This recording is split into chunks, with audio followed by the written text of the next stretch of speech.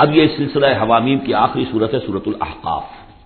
بسم اللہ الرحمن الرحیم، حامیم تنزیل الکتاب من اللہ العزیز الحکیم، یہ بیان کر چکا ہوں، بالکل انہی الفاظ سے پچھلی صورت شروع ہوئی ہے۔ ما خلقنا السماوات والارض وما بینہما الا بالحق، وہاں فرمایا تھا کہ ہم نے آسمان اور زمین کھیل کے لیے نہیں بنائے، یہاں اس کو فرمایا ہم نے نہیں پیدا کیا آسمان اور زمین اور جو کچھ ان دونوں کے مابین ہے مگر حق کے لیے، حق کے ساتھ۔ یہ ایک مستحکم نظام ہے، یہ پرپسفل کریشن ہے، بغیر کسی مقصد کے نہیں ہے، واجل مسمى، اور ایک اجل معین تک کے لیے۔ والذین کفروا عما انذروا معرضون، اور جن لوگوں نے کفر کیا ہے وہ جس چیز سے انہیں خبردار کیا جا رہا ہے اس سے وہ اعراض کر رہے ہیں۔ یہاں بھی دیکھیے تقدیم و تاخیر ہے، والذین کفروا معرضون عما انذروا، اصل ترتیب جملے کی یہ بنتی ہے، لیکن جیسا کہ میں نے شروع میں عرض کیا تھا جبکہ میں لیکچر دیے تھے تعارف قرآن پر، کہ قرآن مجید کے اندر ایک ردم ہے، یہ جو ایک معروف شاعری ہے، شاعری تو نہیں ہے، قرآن شعر نہیں ہے، لیکن جسے بلینک ورس کہا جاتا ہے، غالباً اس کا دنیا میں اگر رواج ہوا تو قرآن کی وجہ سے ہوا ہے۔ قرآن بلینک ورس میں ہے، اس میں ردم ہے، ایک فلو ہے، اور اس ردم کی وجہ سے پھر جملوں کے اندر تقدیم و تاخیر ہو جاتی ہے تاکہ وہ جو اس کا ایک صوتی آہنگ ہے وہ برقرار رہے۔ قل ارأیتم ما تدعون من دون اللہ ارونی ماذا خلقوا من الارض، اے نبی ان سے کہیے جن چیزوں کو تم پوچھتے ہو اور پکارتے ہو اللہ کے سوا، ذرا مجھے دکھاؤ انہوں نے کیا چیزیں پیدا کی ہیں زمین میں، ام لہم شرک فی السماوات، یا ان کے لیے کوئی اور شریکہ ہے آسمانوں میں، ایتونی بکتاب من قبل ھذا، تو لاؤ میرے پاس کوئی کتاب جو اس سے پہلے نازل ہوئی ہو، او اثارۃ من علم، اور یا پھر کوئی روایت چلی آ رہی ہو علم کی بنیاد پر، دلیل کی بنیاد پر، منطق کی بنیاد پر، ان کنتم صادقین، اگر تم سچے ہو۔ ومن اضل ممن يدعو من دون اللہ من لا يستجیب له الى یوم القیامہ، اور اس سے بڑھ کر ظالم کون ہوگا جو اللہ کے سوا پکار رہے ایسی چیزوں کو جو ان کی پکار سنتے ہی نہیں، قبول ہی نہیں کر سکتے قیامت کے دن تک۔ وَهُمْ عَنْ دُعَائِهِمْ غَافِلُونَ، وہ سنیں گے کیا، وہ تو ان کی دعا سے غافل ہے، انہیں پتہ ہی نہیں کہ وہ دعا مانگ رہے ہیں۔ فرض کیجئے کہ کوئی کسی بڑے ولی اللہ کو پکار رہا ہے کہ میری مدد کے لیے آ جائیے، وہ اللہ کا بندہ کہاں ہے، علیین میں، اعلیٰ علیین میں ہے، کہاں ہے، اسے پتہ بھی نہیں کہ کوئی بے وقوف مجھے پکار رہا ہے اللہ کے نام بجائے اللہ کو پکارنے کے، کوئی فرشتے کو پکار رہا ہو۔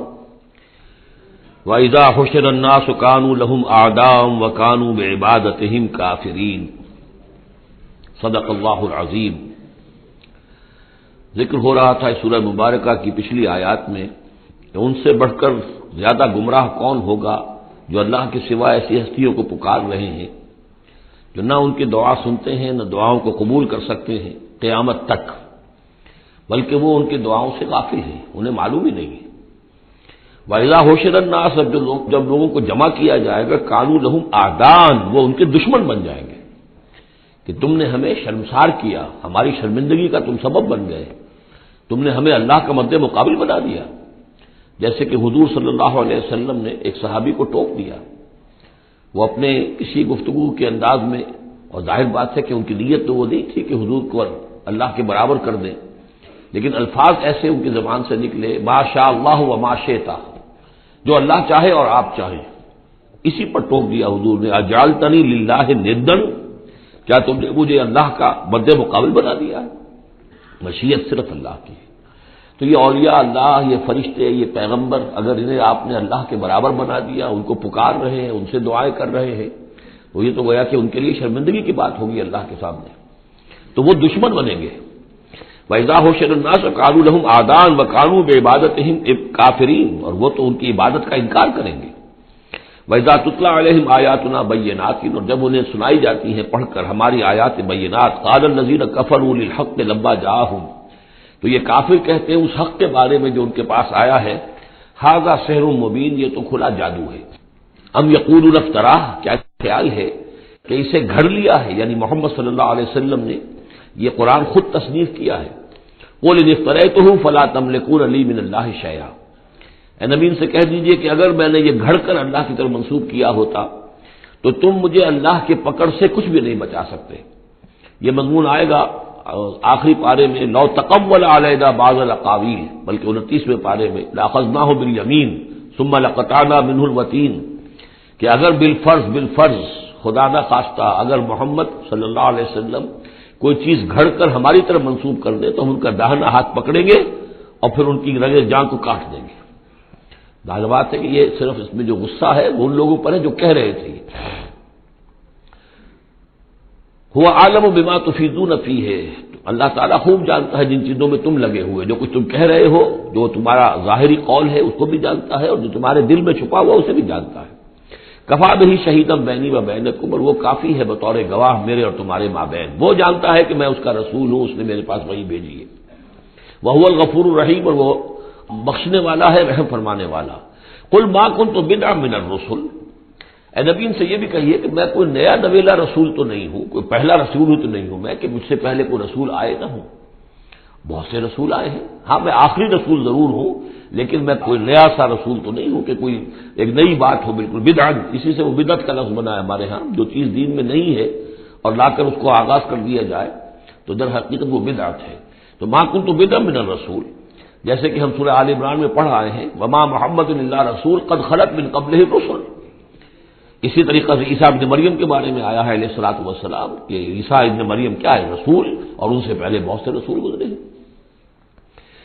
قل ما كنت بدعا من الرسل وما ادري ما يفعل بي ولا بكم، اور مجھے کچھ معلوم نہیں ہے کہ کیا کیا جائے گا میرے ساتھ اور کیا کیا جائے گا تمہارے ساتھ۔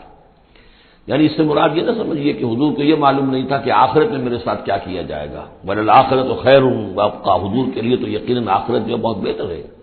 لیکن یہ کہ ابھی کیا ہونے والا ہے، کل کیا ہونے والا ہے۔ ظاہر بات ہے کہ طائف آپ گئے تھے تو بڑی امیدیں لے کر گئے تھے نا، لیکن یہ کہ وہاں جا کر جو صورتحال ہوئی گویا کہ وہ حضور کی توقعات کے بالکل خلاف تھی۔ آپ کو تو امید تھی کہ کوئی نہ کوئی بڑا جو وہاں کا سرداروں میں سے کوئی نہ کوئی اگر مان لے گا میری بات کو تو میں پھر اپنا، کیونکہ مکے میں تو اب ابو طالب کا انتقال ہو گیا اور وہی دنیاوی اعتبار سے میرے لیے پروٹیکشن کا ذریعہ تھے، لہذا اب کوئی اگر بڑا رئیس اور بڑا کوئی سردار جو ہے طائف کا وہ ایمان لے آئے تو میں اپنا یہ مرکز وہاں شفٹ کر دوں، لیکن یہ کہ وہاں وہ بات پوری نہیں ہو سکی۔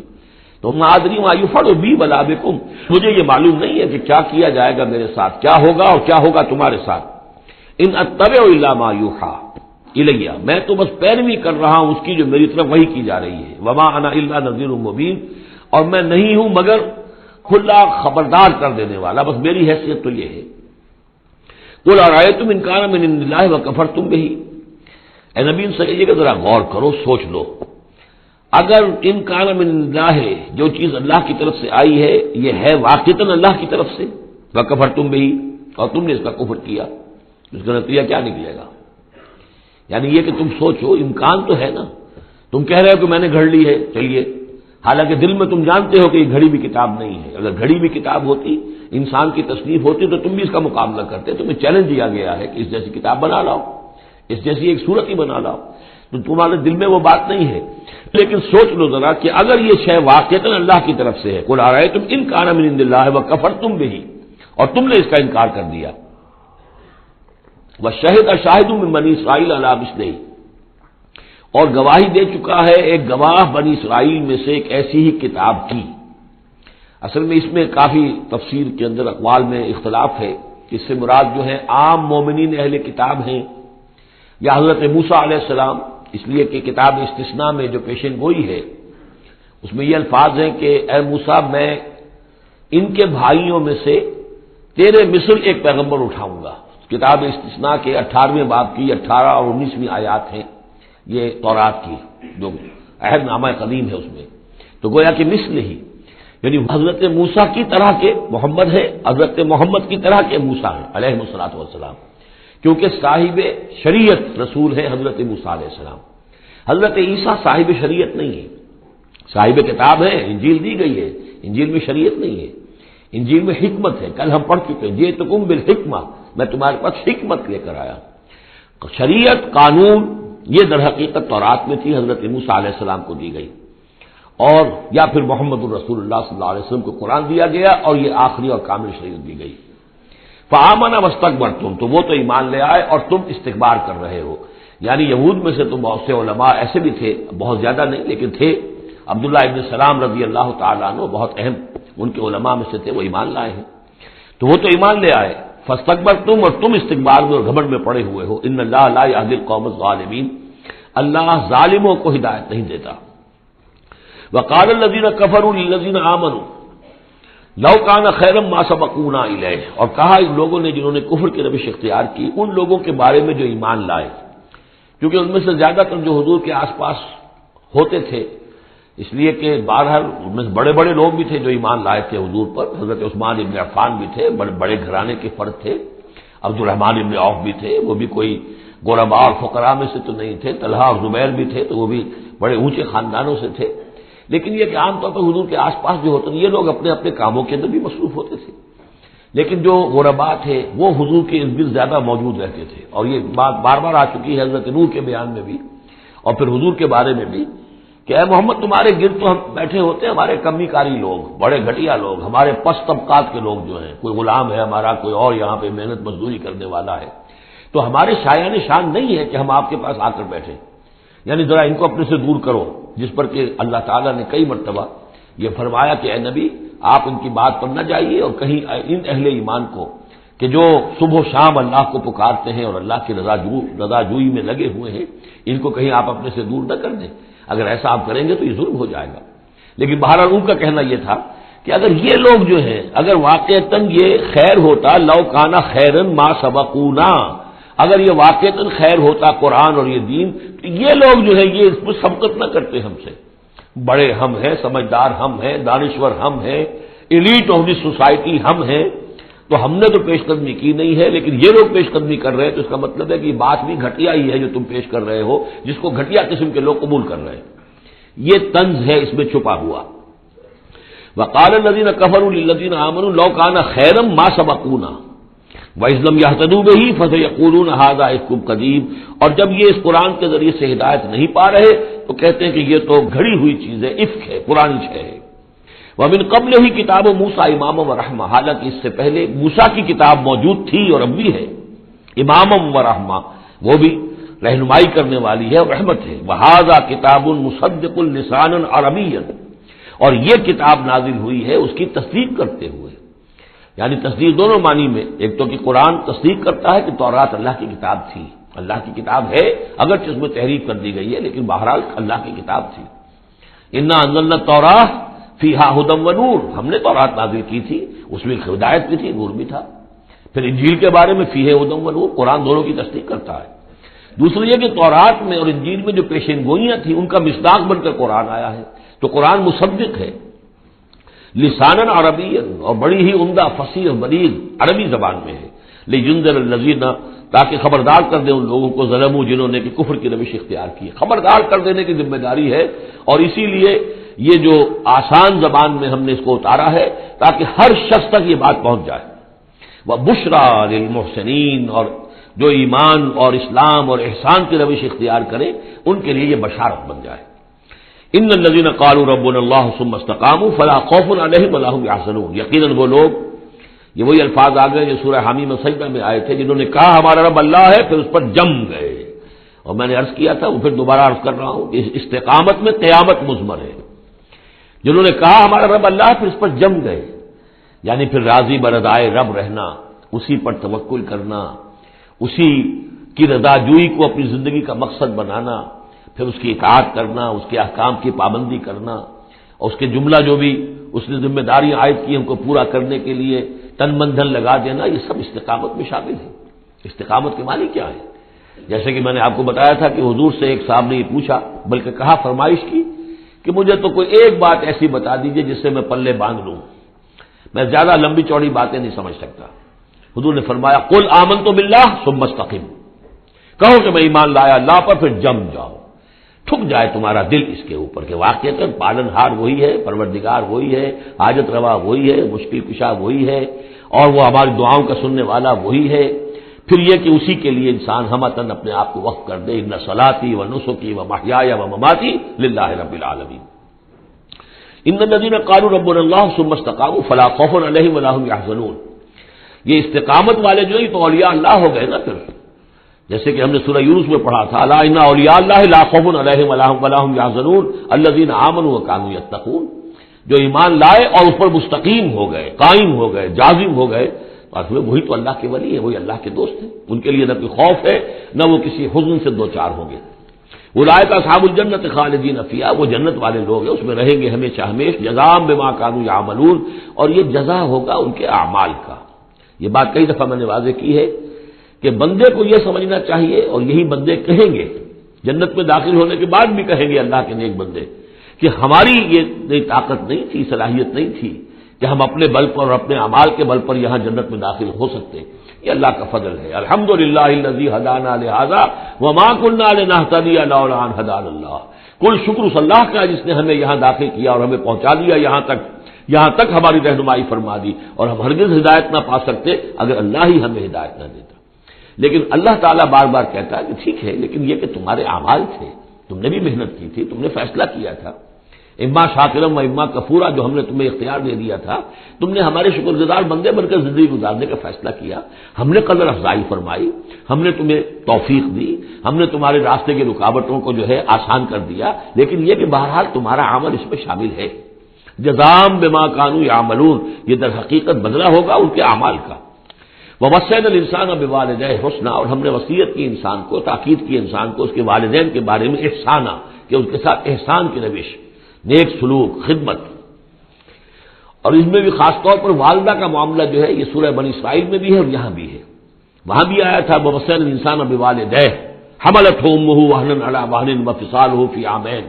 تو والدین میں جو ہے والدہ کا حق فائق ہے والد کے حق پر،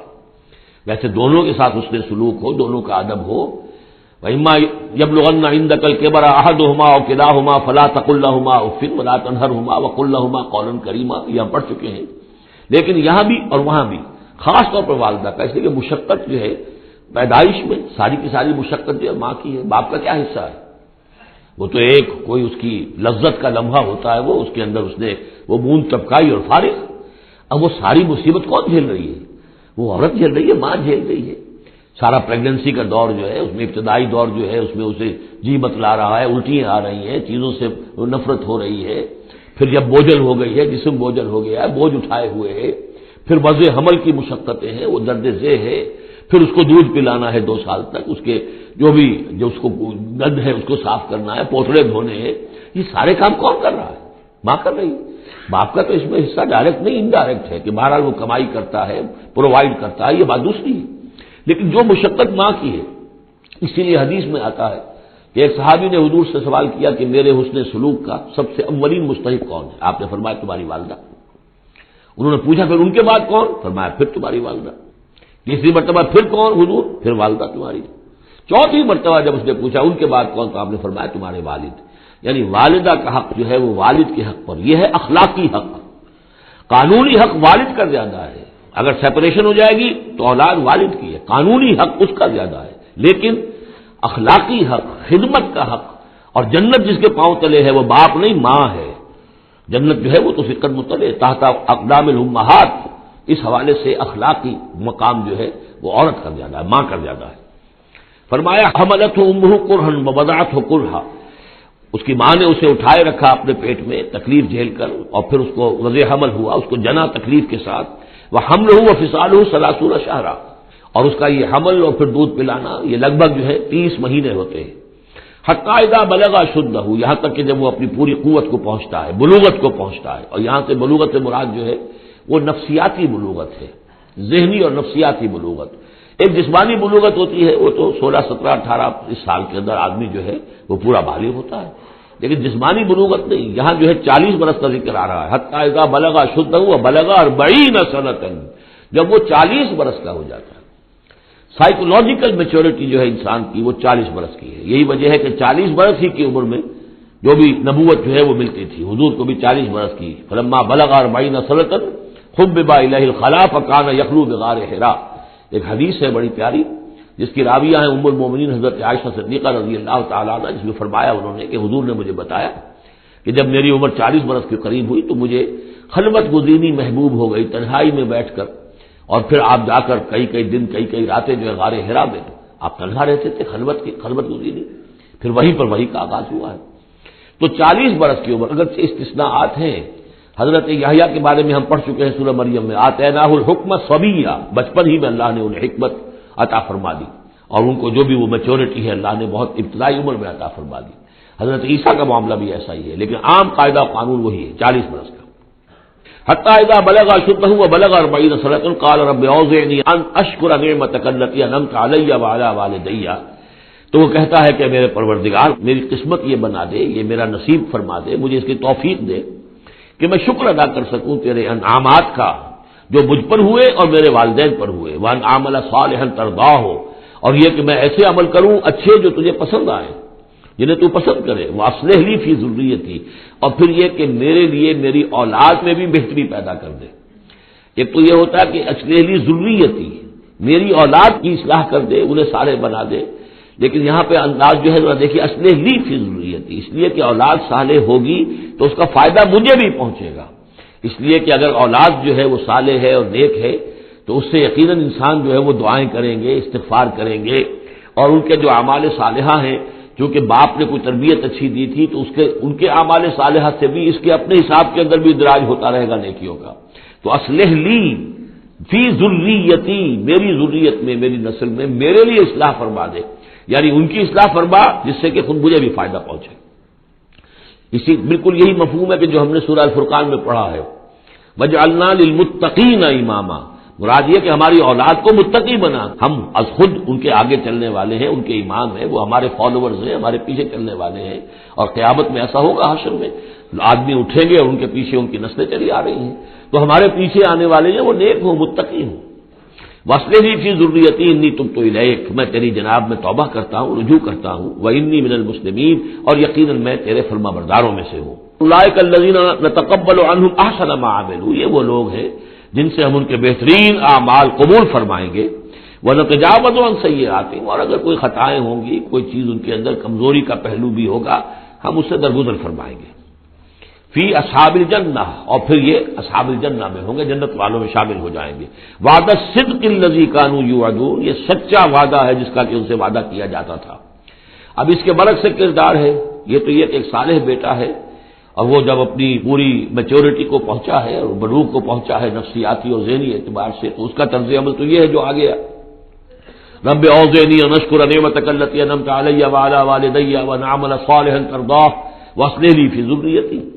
ایک دوسرا برعکس کردار ہے، والذی قال لوالدیہ اف لکما اتعداننی ان اخرج وقد خلت القرون من قبلی، اور وہ شخص جو اپنے والدین سے کہتا ہے، والدین مسلمان ہیں لیکن بیٹا آوارہ ہو گیا ہے یا ذہنی طور پر گمراہ ہو گیا ہے، وہ نہ آخرت کو مان رہا ہے نہ اللہ کو مان رہا ہے، کسی اور رخ پہ جا رہا ہے، تو وہ اپنے والدین سے کہتا ہے اف لکما، میں بڑا بیزار ہوں آپ سے، یہ کیا آپ لوگوں نے ڈھکوسلے تراش رکھے ہیں، یہ کیا آخرت واخرت کی آپ مجھے دھمکی دیتے رہتے ہیں۔ اتعداننی، کیا آپ مجھے اس بات سے ڈراتے ہیں، وعدہ دیتے ہیں، دھمکاتے ہیں، ان اخرجا، کہ مجھے نکالا جائے گا، دوبارہ زندہ کیا جائے گا، وقد خلت القرون من قبلی، مجھ سے پہلے نہ معلوم کتنی نسلیں بیت چکی ہیں، ہزارہا لوگ نسل بعد نسل ختم ہو چکے ہیں، تو میں تو ان باتوں کو ماننے والا نہیں ہوں، یہ آپ کے ڈھکوسلے ہیں، یہ پرانی باتیں ہیں، دقیانوسی باتیں ہیں۔ وہما یستغیثان اللہ ویلک آمن، اور وہ دونوں ماں باپ جو ہے بیچارے وہ نیک، وہ دعائی دے رہے ہیں اللہ کی کہ اللہ کے بندے، ویلک، تباہی ہو تیری، خرابی ہو تیری، آمن، ایمان لا، مان ان باتوں کو، ان وعد اللہ حق، یقیناً اللہ کا وعدہ سچا ہے۔ فیقول ما ھذا الا اساطیر الاولین، وہ کہتا ہے نہیں نہیں نہیں، میں نہیں مانتا، نہیں یہ تو نقلیں ہیں، پرانی کہانیاں ہیں جو پچھلوں سے نقل ہوتی چلی آ رہی ہیں۔ اولئک الذین حق علیہم القول، یہ وہ لوگ ہیں کہ جن پر اللہ کی بات سچی ہو گئی، یعنی مستحق ہو گئے اللہ کے کلمہ عذاب کے، فی امم قد خلت من قبلہم، اور انہی قوموں کے اندر وہ بھی پھر شامل کر دیے جائیں گے جو ان سے پہلے گزر چکی ہیں، من الجن والانس، جنات میں سے بھی اور انسانوں میں سے بھی، انہم کانوا خاسرین، یقیناً وہی لوگ ہیں کہ سارے والے برباد ہونے والے۔ وَلِكُلٍّ دَرَجَاتٌ مِّمَّا عَمِلُوا، اور سب کے لیے درجے اور مقامات معین ہوں گے ان کے اعمال کے اعتبار سے۔ وَلِيُوَفِّيَهُمْ أَعْمَالَهُمْ وَهُمْ لَا يُظْلَمُونَ، پورا ان کو دے دے گا ان کے اعمال کا بدلہ، اور ان پر کوئی ظلم نہیں ہوگا، کوئی حق تلفی نہیں ہوگی۔ وَيَوْمَ يُعْرَضُ الَّذِينَ كَفَرُوا عَلَى النَّارِ، اور جس دن کے یہ کافر پیش کیے جائیں گے آگ پر، اور اس وقت ان سے کہا جائے گا اذهبتم طیباتکم فی حیاتکم الدنیا واستمتعتم بها، دیکھو بھائی تم نے اپنے جو مزے لینے تھے، لوٹنے تھے، عیش کرنے تھے، وہ تم دنیا کی زندگی میں کر چکے ہو،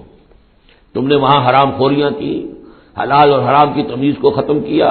تم نے وہاں عیش کیے، اذهبتم طیباتکم، اپنی مزے کی چیزیں جو ہے وہ تم لے جا چکے،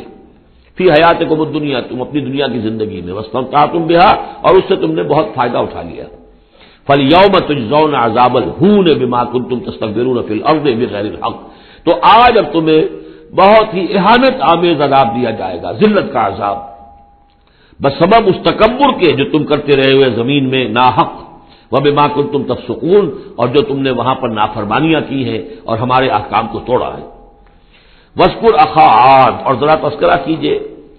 اخا عاد، عاد قوم عاد کے بھائی کا، یعنی حضرت ہود علیہ الصلوۃ والسلام، اذ انذر قومہ بالاحقاف، جبکہ انہوں نے اپنی قوم کو خبردار کیا احقاف میں، یہ احقاف کا علاقہ تھا بالکل جنوبی ساحل جو ہے جزیرہ نما عرب کا، اس کے ساتھ، اور اب وہاں پر بہت ہی سخت قسم کا، وہ بدترین قسم کا صحرا ہے احقاف۔ وقد خلت النذر من بین یدیہ ومن خلفہ، ان سے پہلے بھی، ان کے سامنے بھی اور بہت سے خبردار کرنے والے آئے تھے۔ یہ میں نے عرض کیا تھا کہ انبیاء متعدد آ کر پھر آخری کو رسول آتا تھا کہ جو پھر آخری اتمام حجت کرتا تھا۔ اللہ تعبدوا الا اللہ، انہوں نے یہی دعوت دی تھی کہ مت پوجو کسی کو سوائے اللہ کے۔ انی اخاف علیکم عذاب یوم عظیم، مجھے اندیشہ ہے تمہارے اوپر، تمہارے بارے میں کہ ایک بڑے دن کا عذاب تم پر آئے گا۔ قالوا اجئتنا لتافکنا عن آلہتنا، انہوں نے کہا کہ کیا تم اس لیے آئے ہو اے ہود کہ تم ہمیں اپنے معبودوں سے برگشتہ کر دو؟ فاتنا بما تعدنا ان کنت من الصادقین، تو اگر تم سچے ہو تو جس عذاب کی دھمکی ہمیں دے رہے وہ لے آؤ۔ قال انما العلم عند اللہ، انہوں نے کہا کہ اس کا علم تو اللہ کے پاس ہے، کل علم اللہ کے پاس ہے، وہ عذاب آئے گا، کب آئے گا، کس صورت میں آئے گا میں نہیں جانتا، وہ اللہ جانتا ہے۔ وَأُبَلِّغُكُم مَّا أُرْسِلْتُ بِهِ، اور میں تو تمہیں پہنچا رہا ہوں وہ جو اس نے مجھے دے کر بھیجا ہے، جو پیغام اس نے دیا میں پہنچا رہا ہوں، میرا کام انذار ہے، ابلاغ ہے، پہنچا دینا ہے، واضح کر دینا ہے۔ وَلَٰكِنِّي أَرَاكُمْ قَوْمًا تَجْهَلُونَ، لیکن میں دیکھ رہا ہوں کہ تم نے بہت جہالت کی روش اختیار کر لی ہے، بجائے اس کے کہ میری بات پر غور کرو، دیکھو، سوچو، دل میں اترے تو اسے قبول کرو، تم نے تو گویا کہ ادھار کھائے بیٹھے ہو اس کی نفی پر اور اس کو نہ ماننے پر، تو تم جہالت پر اتر آئے ہو۔ فلما رآہ عارضا مستقبل اودیتہم، تو عذاب الہی جب آیا، اس کے آثار جب آئے تو وہ ایک ایسی صورت میں تھے کہ جو ہے کہ بادل آ رہے ہیں، تو جب دیکھا انہوں نے اس کو یعنی عذاب کو، رآہ ہو یہ وہ عذاب کے لیے ضمیر ہے، عارضاً کہ اس کو ہم نے ایک ابر کی صورت میں بھیجا، مستقبل اودیتہم جو ان کی وادیوں کی طرف چلا آ رہا تھا، سامنے آ رہا تھا۔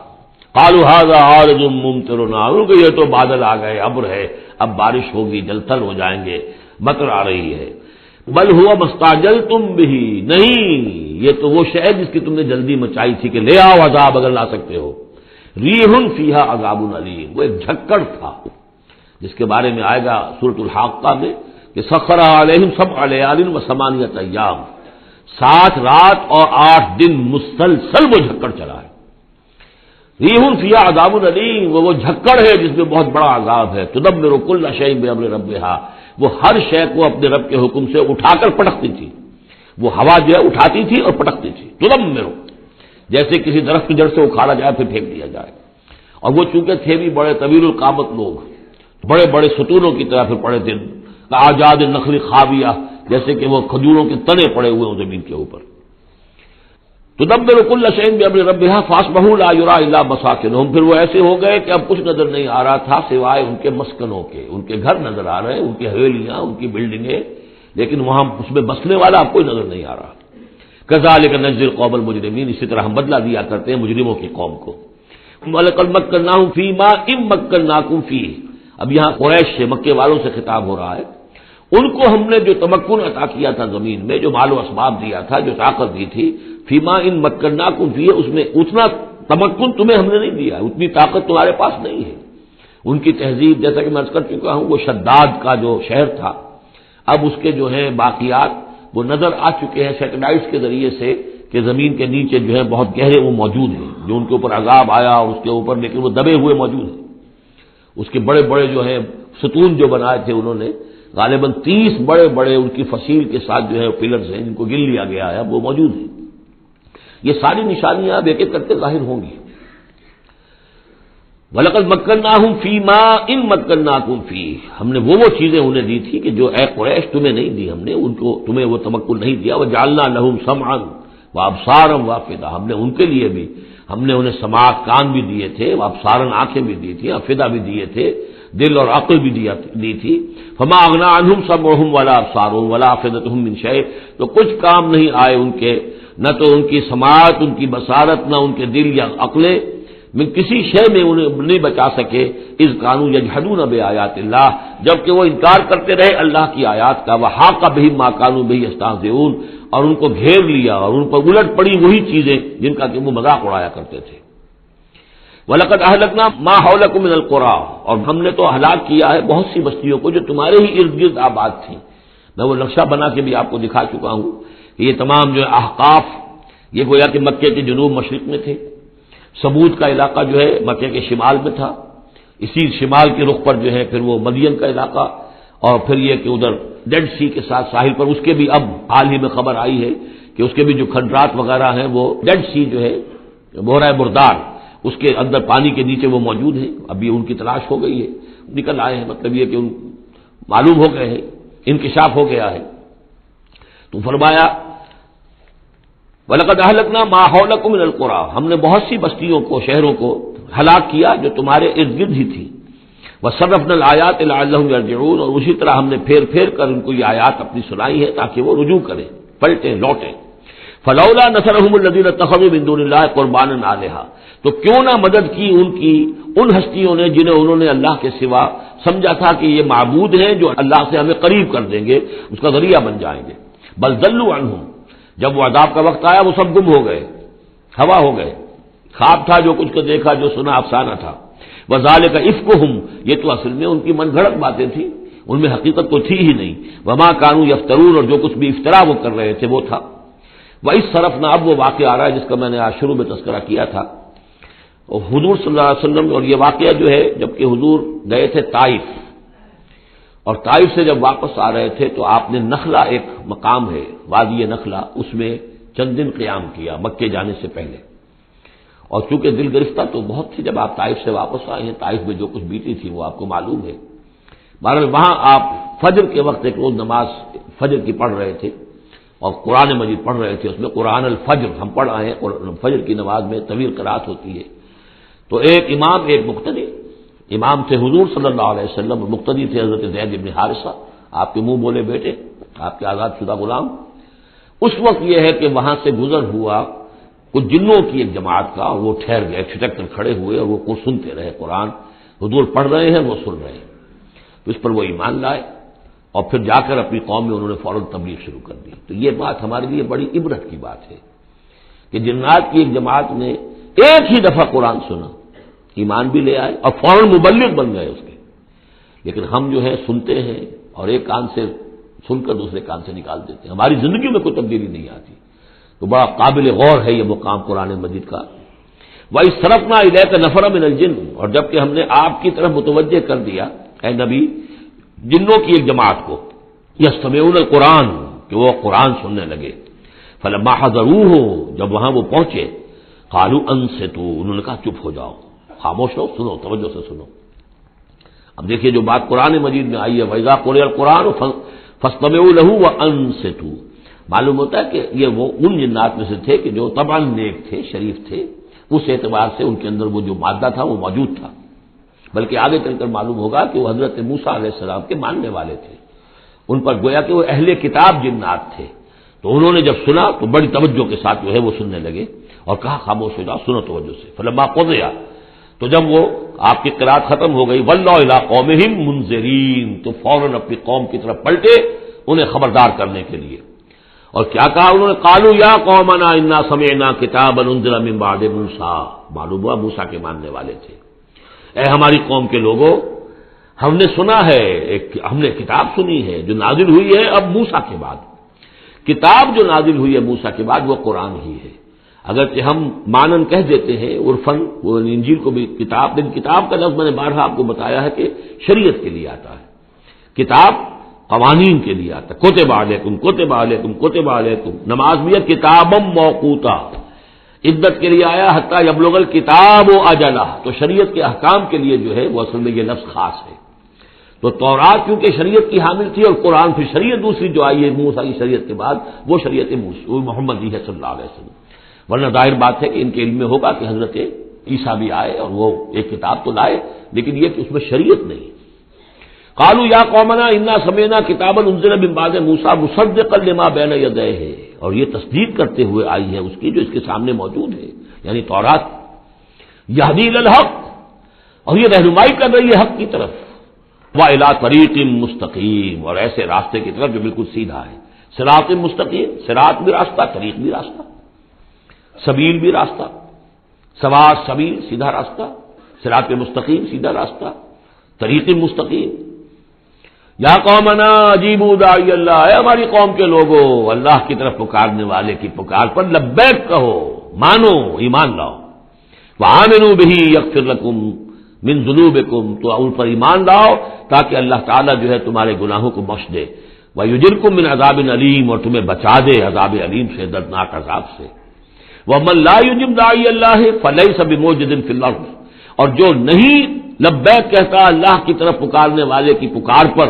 تو وہ پھر فلیس بموجد، وہ اللہ تعالیٰ کو ہرا نہیں سکے گا، شکست نہیں دے سکے گا زمین میں، ولیس لہ من دونہ اولیاء، اور نہیں ہوں گے اس کے لیے کوئی ایسے اس کے رفیق اور اس کے پشت پناہ اور مددگار جو اسے اللہ کی پکڑ سے بچا سکے۔ اولئک فی ضلال مبین، یہ لوگ تو گویا کہ کھلی گمراہی کے اندر ہوں گے۔ اب یہ بات جو ہے جیسا کہ میں نے اس کے تو قابل غور ہے ہمارے لیے۔ اب ظاہر بات ہے کہ داعی جب تک نبوت کا سلسلہ جاری تھا وہ اللہ کے نبی ہوتے تھے، اب حضور کے بعد اب داعی جو ہوں گے وہ امت میں سے ہوں گے، کوئی اٹھے گا اللہ کا بندہ، پھر دین کی دعوت دے گا، پھر قرآن کی طرف بلائے گا، پھر لوگوں سے کہے گا کہ آؤ چلو اس راستے پر چلو، اللہ کے دین کا راستہ یہ ہے، اقامت دین کی جد و جہد میں لگو، اس کے لیے اپنے تن بندھن لگاؤ،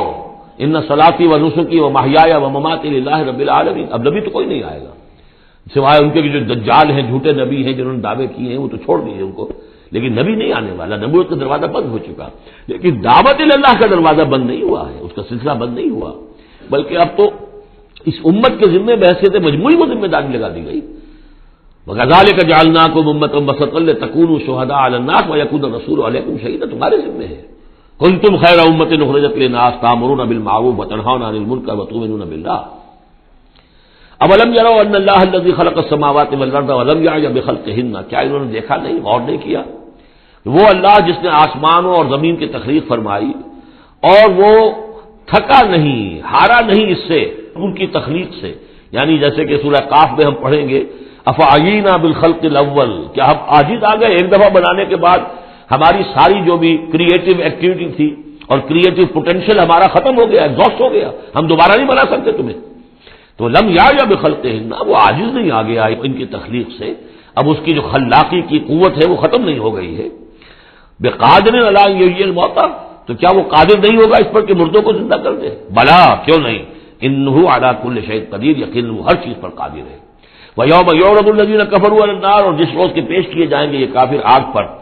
الیس ھذا بالحق، اس وقت سوال کیا جائے گا یہ ہے حق، یہ حقیقت ہے یا نہیں؟ تم ڈھکوسلا کہتے تھے، تم کہتے تھے کہ ایسی ہمیں دھونس دی جا رہی ہے، کوئی جہنم وغیرہ نہیں، کوئی حساب کتاب نہیں، کوئی جزا و سزا نہیں، کوئی باس بادل موت نہیں، الیس ھذا بالحق، کیا یہ حقیقت نہیں ہے؟ قالوا بلا وربنا، وہ کہیں گے کیوں نہیں، ہمارے پروردگار تیری قسم یہ حق ہے۔ قال فذوقوا العذاب بما كنتم تكفرون، تو اللہ فرمائے گا اب چکھو اس عذاب کا مزہ اپنے اس کفر کی پاداش میں جو تم کرتے رہے، فاصبر۔ اب آخری بات حضور سے، فاصبر کما صبر اولو العزم من الرسل، اے محمد صلی اللہ علیہ وسلم آپ بھی صبر کیجئے جیسے کہ ہمارے اولو العزم رسول آپ سے پہلے صبر کرتے رہے۔ یہ اولو العزم من الرسل عام طور پر خیال ہے کہ 5 ہیں، بعض حضرات 7 شمار کرتے ہیں، حضرت ہود حضرت صالح کو بھی شامل کرتے ہیں، لیکن 5 پر چونکہ اسی سلسلہ سور کی صورت ہے سورہ شورى جس میں 5 کا ذکر ہے۔ شرع لکم من الدین ما وصى به نوحا والذی اوحینا الیک وما وصینا به ابراہیم وموسیٰ وعیسیٰ، حضرت نوح، حضرت ابراہیم، حضرت موسیٰ، حضرت عیسیٰ اور حضرت محمد صلی اللہ علیہ وسلم علیہ الصلوۃ والسلام، یہ اولو العزم من الرسل ہیں۔ اور اس میں جو یوں سمجھیے کہ عزم اور صبر کا معاملہ جو ہے اس میں ایک اعتبار سے حضرت نوح سب سے آگے ہے، 950 برس تک جو ہے انہیں صبر کرنا پڑا، فلبث فیہم 1000 سنۃ الا 50 عاما۔ اور ایک ذاتی تکلیف اس میں حضرت ایوب علیہ الصلوۃ والسلام، ان کو جو ذاتی تکلیف، بیماری، نہایت ہی تکلیف دہ بیماری، تو اس میں ان کا صبر ایوب اس اعتبار سے مشہور ہے۔ فاصبر کما صبر اولو العزم من الرسل، صبر کیجئے جیسے کہ ہمارے اولو العزم پیغمبر صبر کرتے رہے، ولا تستعجل لهم، اور ان کے لیے جلدی نہ کیجئے۔ کیا مطلب؟ یہ خیال جو کبھی شاید حضور کے دل میں بھی آ جاتا ہو، لیکن یہ کہ دوسرے مسلمانوں کے دلوں میں آنا تو بالکل قرین قیاس ہے کہ اللہ تعالیٰ ان کو پکڑتا کیوں نہیں؟ یہ کس طریقے سے بلال کو کیسے مار رہا ہے یہ امیہ ابن خلف، اللہ تعالیٰ اس کا ہاتھ چھل کیوں نہیں کر دیتا؟ وہ تو علی کل شیء قدیر ہے، اور اس قوم کو کب تک یہ مہلت دی جائے گی؟ کیوں نہیں ان پر عذاب آ جاتا جیسے کہ عذاب آیا تھا پچھلی قوموں کے اوپر؟ فرمایا نہیں، ولا تستعجل۔ پچھلی سورت بھی اسی پر ختم ہوئی تھی کہ اے نبی اہل ایمان سے یہ کہیے کہ ذرا ان کو ابھی معاف کریں، ابھی ان کو کچھ عرصے کے لیے، کیونکہ جو ہمارا ابھی فیصلہ جو ہے وہ یہ ہے کہ ابھی وہ وقت عذاب کا نہیں آیا ہے، تو ابھی یہ ذرا درگزر کرتے رہیں۔ وہی بات یہاں خاص طور پر واحد کے صیغے میں خطاب کر کے حضور سے کہی جا رہی ہے، فاصبر کما صبر اولو العزم من الرسل ولا تستعجل لهم، ان کے لیے جلدی نہ کیجیے۔ کانہم یوم یرون ما یوعدون، جس دن کے یہ دیکھیں گے اس عذاب کو، جب عذاب آئے گا تو ایسے محسوس کریں گے لم یلبسوا الا ساعۃ من نہار، کہ نہیں رہے تھے مگر دن کی کسی ایک حصے میں، ایک گھڑی دن کی صرف۔ بلاغ، یہ ہے پہنچا دینا، ھذا بلاغ، لیکن ھذا یہاں پر محذوف ہو گیا، ھذا بلاغ، بلاغ یہ پہنچا دینا ہے۔ فہل یہلک الا القوم الفاسقون، تو ہلاک تو وہی کیے جائیں گے، کون ہلاک کیا جائے گا سوائے ان کے کہ جو نافرمان لوگ تھے۔ یہاں یہ جو 8 سورتوں کا ایک سلسلہ چلا آ رہا تھا وہ بھی ختم ہوا، اور یہ کہ جو 5واں جو گروپ ہے مکی اور مدنی صورتوں کا، ان میں سے جو مکیات کا سلسلہ ہے وہ ختم ہو گیا، اور یہ 13 صورتیں ہیں، سورہ سبا، فاطر، پھر یاسین، پھر صافات، پھر صاد، اور پھر یہ 8 صورتیں، سورہ زمر، اور پھر مومن، اور پھر حامیم سجدہ، اور شورا، اور زخرف، اور دخان، اور جاسیہ، اور احقاف۔ یہ صورتیں ہیں کہ جہاں مکیات ہیں۔ اب اس کے ساتھ 3 مدنیات ہیں۔ یہ 3 جو مدنیات ہیں ان میں سے 2 صورتیں تو بڑی ہم وزن ہیں اور جوڑے کی شکل میں ہیں، لیکن ایک صورت جو ہے اگرچہ بہت جامع صورت ہے قرآن حکیم کی وہ، لیکن اس کو ہم کہہ سکتے ہیں مضمون کے اعتبار سے کہ وہ سورہ فتح کا ایک ضمیمہ ہے۔ اگرچہ اسلامی ریاست کے اصول، اسلامی معاشرے کے لیے بنیادی ہدایات کے اعتبار سے قرآن حکیم کی اہم ترین، جامع ترین صورت ہے۔ 18 آیات میں اللہ تعالیٰ نے یوں سمجھیے کہ سورہ نساء، سورہ مائدہ میں جو اصول دیے ہیں اسلامی معاشرے کے اور اسلامی ریاست کے، ان کا لب لباب اور خلاصہ 18 آیات میں ہے سورہ حجرات کی۔ بارک اللہ لی و لکم فی القرآن العظیم ونفعنی وإیاکم بالآیات والذکر الحکیم۔